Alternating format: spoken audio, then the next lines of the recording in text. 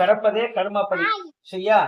குழந்தையிலிருந்தே பொருந்தும் பாலாரிஷ்டம் சொல்லி ஒரு குழந்தை தோன்றியிருந்து 12 வயசு வரைக்கும் அதுக்கு பாலாரிஷ்ட குழந்தை சொல்லுவாங்க. 5 வயசு வரைக்கும் தாயை சார்ந்து வாழும். 5 வயசுல இருந்து 12 வயசு வரைக்கும் அப்பாவை சார்ந்து வாழும். அதுக்கப்புறம் தனக்காக வாழ்க்கை ஆரம்பிக்கும், சமுதாயத்தை சார்ந்து வாழும் இந்த படிநிலை. ஆக முதல்ல 30 வருஷம் குழந்தை போன பிறப்பின் கர்மாவை அனுபவிக்கும். முதல் சுற்று. 2வது சுற்று கர்மால விட்டுரும், சனி விட்டுரும்.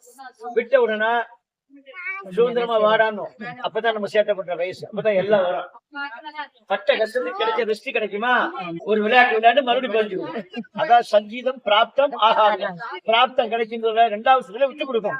2வது சுற்றுல கொஞ்சம் நன்மை நடக்கும். அந்த நன்மையை நம்ம திமிழ் பண்ணிடுவோம், சேட்டை பண்ணிடுவோம், அங்க ஆணவத்தை கொண்டு வச்சிருவோம்.